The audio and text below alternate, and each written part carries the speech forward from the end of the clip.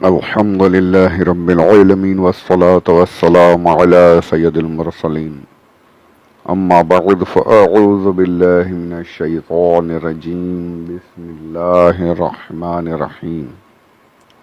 الصلاة والسلام عليك يا رسول الله وعلى آلك وأصحابك يا حبيب الله. 26 محرم الحرام 1442 ہجری، 15 ستمبر 2020، یوم الثلاثاء،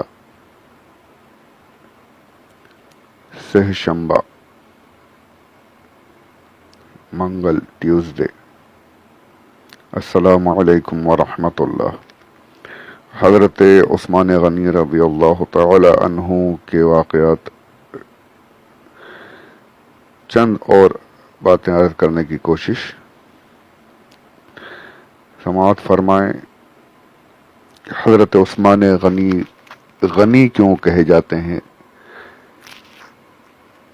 کیسا غنی اللہ نے آپ کو عطا فرمایا تھا؟ مال کو آپ نے کبھی بھی اسلام کی راہ میں خرچ کرنے سے روکا نہیں۔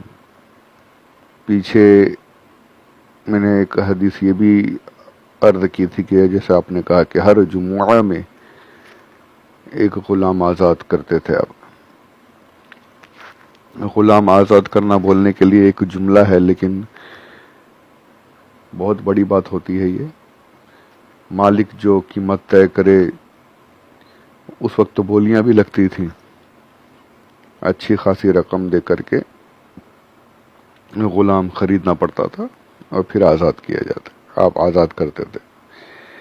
صرف یہی نہیں تھا، آپ نے کئی مقامات پر اسلام کی خاطر پیسوں کو، مال کو خرچ کیا، بہت سی جگہوں پر۔ اس میں سے 2 واقعات جو ہیں بہت مشہور ہیں۔ پہلا تو یہ ہے کہ جب مہاجرین ہجرت کر کے مدینہ المنورہ آئے تو مدینہ المنورہ کا جو اس کے پہلے کا جو نام تھا، اس کا نام یثرب تھا۔ یثرب ایک اچھے معنی میں نہیں آتا، یعنی وہاں کی نہ ہوا اچھی تھی، نہ وہاں کا پانی اچھا تھا، لوگ وہاں بیمار ہو جایا کرتے تھے۔ یثرب بھی جو کہا گیا ہے وہ کہ بیمار کرنے والی جگہ، اور پھر حضور اکرم صلی اللہ علیہ وآلہ وسلم کی دعا کی برکت سے مدینہ یثرب سے مدینہ ہو گیا۔ اور پھر سرکار نے، پھر ہمارے علماء نے یہاں تک آ گیا ہے کہ فرمایا ہے، کتابوں میں لکھا ہے کہ اب یثرب کہنا صحیح نہیں۔ کوئی یثرب کہے تو اسے کفارے میں ایک کے بدلے میں کئی مرتبہ مدینہ کہنا پڑے گا۔ محبت والی بات ہے یہ۔ تو بیماریاں بھی دور ہو گئی حضور کے قدموں کی برکت سے۔ اب پانی کا جو معاملہ تھا، پانی بھی وہاں پر میٹھا پانی، یعنی اچھا پانی جو تھا وہ موجود نہیں تھا، بہت کم جگہوں پر ہی تھا، بلکہ یہاں تک ہے کہ ایک ہی جگہ پر تھا۔ یعنی پانی اور بھی تھے، پر اچھا والا جو پانی جس سے صحت ہو، میٹھاس، پیاس بجھے، وہ صرف ایک ہی شخص کے پاس تھا۔ مہاجرین جب آئے تو ان کو دوسرے پانی یعنی سوٹ نہیں کر رہے تھے اس وقت میں، اور طبیعت بھی خراب ہو رہی تھی، تو بیماریاں تو سرکار کی دعاؤں کی برکت سے چلی گئی۔ اب یہ پانی کا جو معاملہ تھا اس وقت میں، تو یہ روایت بہت سی کتابوں میں یہاں پر المختار من مناقب الاخیار کے صفحہ نمبر 82، والیوم 1، پیج نمبر 82 پر یہ روایت موجود ہے، وہ آپ کو پڑھ کر بتا رہا ہوں اس میں سے۔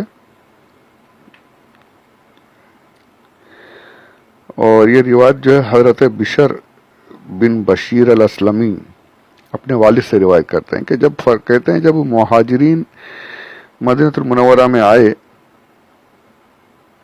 تو بنی غفار جو قبیلہ ہے، اس کے ایک آدمی کے پاس ایک کنواں تھا. کنواں کہیں پر کنواں ہے, کہیں پر یہ کہ چشمہ تھا, پانی کا ایک چشمہ تھا, روما کہا جاتا تھا, جسے بیر روما اس طریقے سے نام آیا ہے اس کا. اب پانی میٹھا پانی تھا, لوگ ان سے ہی, مدینہ والے پانی خریدتے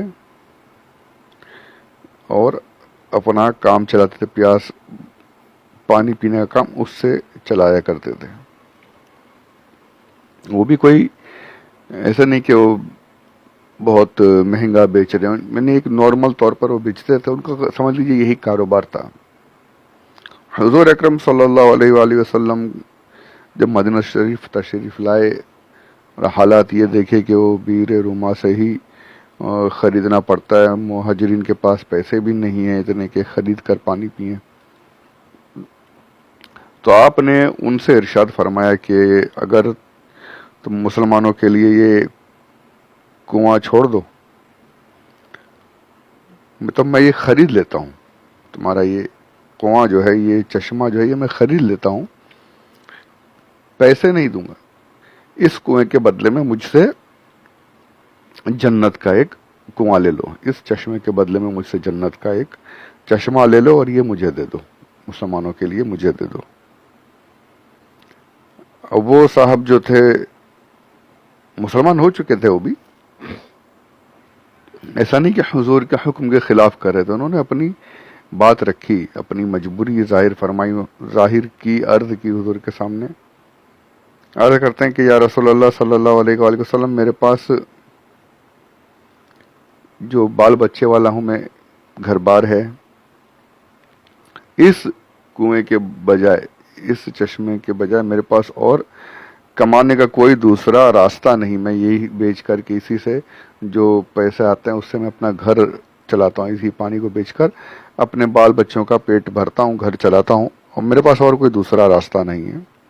اس لیے یا رسول اللہ میرے آقا میں بڑا مجبور ہوں, میں اسے بیچ نہیں سکتا, آپ کی خدمت میں دے نہیں سکتا, مجھے معاف کر دیجیے آقا.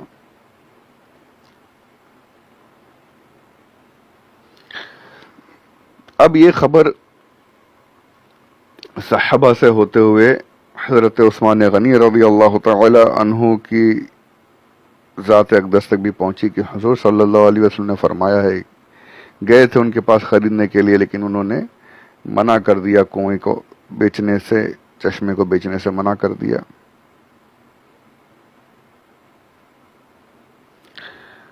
اب حضرت عثمان غنی رضی اللہ تعالی عنہ ان کے پاس پہنچے, ان سے بات چیت کی, اور اس وقت میں ذرا سوچئے گا یہ قیمت کتنی ہے, اس وقت میں حضور اکرم صلی اللہ علیہ وآلہ وسلم کے مبارک دور میں, آج سے 1450 سال لگ بھگ اس وقت میں پہلے جو ہے 1450 سال پہلے کیا قیمت رہی ہوگی, آپ نے ان سے بات کی اور اس کنویں کو خریدا. کتنے میں خریدا؟ 35,000 درہم. درہم کہتے ہیں سونے کے سکے کو, سوری چاندی کے سکے کو. دینار جو ہوتا ہے وہ سونے کا سکہ ہوتا ہے, چاندی کا سکہ, اس وقت میں درہم اور دینار ہی چلتے تھے.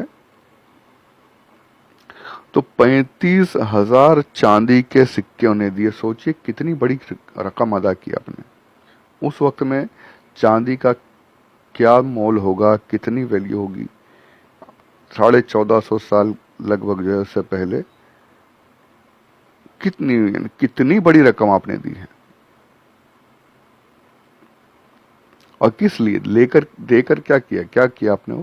ان کو راضی کیا, بھائی تمہارے اہل و عیال کے لیے یہ رقم ہے, اس سے تم چاہو تو کاروبار کرو, چاہے اسی سے. اب وہ اتنی بڑی رقم تھی کہ زندگی گزر جائے اس میں آسانی کے ساتھ.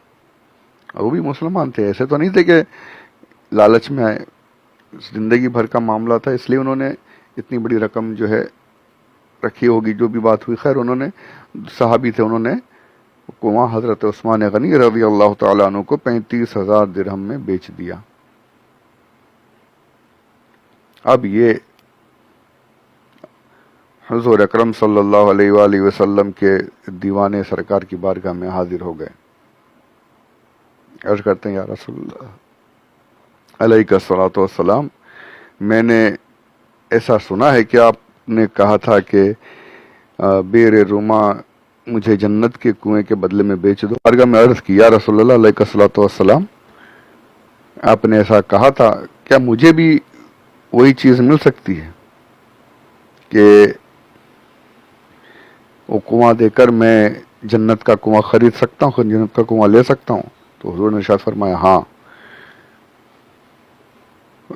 अब ये कहते हैं कि या रसूलल्लाह अलैहिस्सलातु वस्सलाम, मैंने उस कुएं को खरीद लिया है और उस कुएं को तमाम मुसलमानों के लिए वक्फ कर दिया है। यानी ये कुआं अब मुसलमानों का और वो जन्नत का कुआं आप मुझे इनायत फरमा दीजिए। सुबहान अल्लाह, सुबहान अल्लाह। ये बहुत बड़ी बात थी उस वक्त में। हुजूर बहुत खुश हुए थे। किताबों में है कि आपने दुआएं की थी